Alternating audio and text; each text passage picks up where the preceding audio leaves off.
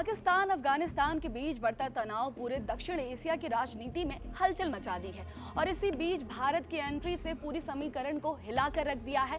खबर है कि भारत सरकार और राष्ट्रीय सुरक्षा सलाहकार अजीत डोभाल हर छोटी बड़ी घटना पर पैनी नजर रखे हुए हैं। अगर पाकिस्तान और अफगानिस्तान के बीच जंग शुरू होती है तो बताने और समझाने की जरूरत नहीं है कि भारत का रुख क्या होगा।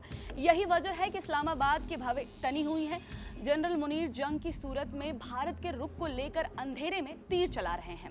नमस्कार, मैं साक्षी सिंह और आप देख रहे हैं जी मीडिया का डिजिटल प्लेटफॉर्म। पाकिस्तान अफगान सीमा पर गोलियां चल रही हैं। दोनों देश के बीच गोली से भी तेज आरोप प्रत्यारोप के तीर चल रहे हैं और इसी बीच भारत बाज की नज़र से हर हरकत पर नज़र रखे हुए है।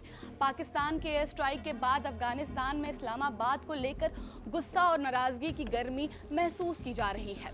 इस हमले के बाद तालिबान के एक मंत्री ने धमकी भरे लहजे में पाकिस्तान को कहा है कि तुम्हारा गुनाह इतना बड़ा है कि हम तुम्हें पूरी जिंदगी खुश नहीं रहने देंगे। काबुल में विदेशी डिप्लोमेट से अफगान विदेश मंत्री मुताबी ने कहा है कि अफगानिस्तान ने डिप्लोमेटिक समाधानों के बारे में पाकिस्तान के इरादों पर से भरोसा खो दिया है। पाकिस्तानी मिलिट्री सिस्टम डिप्लोमेसी का कोई सम्मान नहीं दिखाता, यानी तालिबान बदला लेने के लिए तैयार है। बताया जा रहा है कि बॉर्डर पार तालिबान लड़ाके बड़ी तादाद में इकट्ठा होने लगे और काबुल से हरी झंडी मिलते ही तालिबान का छापा मार दस्ता पाकिस्तान के शहरों पर टूट पड़ेगा। लेकिन खबर है कि पाकिस्तानी सेना और उसके जनरल तालिबान से ज्यादा इस बात से डरे हुए हैं कि अगर तालिबान ने हमला किया तो फिर भारत क्या करेगा। क्या भारत सस्पेंड किए हुए ऑपरेशनल सिंदूर को फिर से एक्टिव कर देगा? क्या भारतीय सेना बॉर्डर पर गोले दागने लगेंगी? क्या आतंकी कैंप पर फिर से निशाना साधा जाएगा? पाकिस्तान को शक है कि तालिबान और भारत दोनों तरफ से फौजी घेराबंदी बढ़ी तो उसको लेने के देने पड़ जाएंगे। हालांकि भारत सरकार की तरफ से ना तो कोई बयान आया है और ना ही कोई चेतावनी, लेकिन चोर की दाढ़ी में तिनका वाली कहावत याद है ना। पाकिस्तानी जनरल खुद ही ये मानकर बैठे हैं कि भारत और खासकर राष्ट्रीय सुरक्षा सलाहकार अजीत डोभाल इस मौके पर चुप नहीं बैठेंगे और पाकिस्तान को ऐसा सबक मिलेगा जिसकी कल्पना करना भी मुश्किल है। पाकिस्तान जानता है कि अगर भारत ने जरा सी भी नजरें टेढ़ी की तो तालिबान को रोकना असंभव हो जाएगा। उसकी सेना का बड़ा हिस्सा भारतीय सीमा की तरफ पोजीशन लेकर खड़े रहने के लिए मजबूर होगी और वहीं दूसरी तरफ तालिबानी लड़ाके तेजी से घुसपैठ कर जाएंगे। आपको बता दें कि सालों तक पाकिस्तान खुद को अफगानिस्तान का बड़ा भाई समझता रहा। तालिबान का प्रभाव, वहां की राजनीति में दखल, सब कुछ अपने हिसाब से चलाने की कोशिश की, लेकिन वक्त बदल चुका है। आज वही तालिबान जो कभी पाकिस्तान का दोस्त था अब सिरदर्द बन गया है। सीमा विवाद, आतंकी गतिविधियों के आरोप और आपसी अविश्वास, इन सब ने इस रिश्ते की हकीकत खोल कर रख दी है।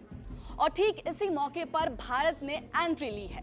ना कोई शोर, ना कोई बड़ा ऐलान, बस धीरे धीरे डिप्लोमेसी के जरिए अपनी मौजूदगी दर्ज कराई। काबुल में मिशन फिर से खोलना, मानवीय सहायता भेजना और सीधे संपर्क स्थापित करना, ये कोई इमोशनल फैसला नहीं है, ये एक सोची समझी रणनीति है। भारत साफ समझता है कि अगर अफगानिस्तान में अपनी पकड़ मजबूत करनी है तो जमीन पर मौजूद हकीकत से दूरी बनाकर नहीं चल सकते और यही बात पाकिस्तान को सबसे ज्यादा चुभ रही है, क्योंकि अब खेल बदल गया है।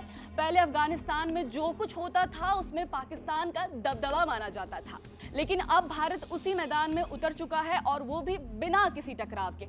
ये सीधी टक्कर नहीं है, ये है साइलेंट स्ट्राइक और यही भारत की ताकत है। जहां पाकिस्तान अभी भी पुराने समीकरणों में उलझा हुआ है, वहीं भारत नए समीकरण बना रहा है।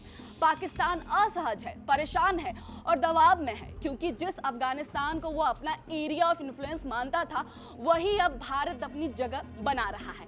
तो साफ है, ये सिर्फ अफगानिस्तान की कहानी नहीं है, ये एक बड़े गेम की शुरुआत है जहां एक तरफ है पुरानी सोच और दूसरी तरफ नई रणनीति, और इस गेम में कौन आगे निकलेगा ये आने वाला वक्त तय करेगा। लेकिन फिलहाल एक बात बिल्कुल साफ है, भारत ने चाल चल दी है और अफगानिस्तान अब उस चाल का जवाब ढूंढ रहा है।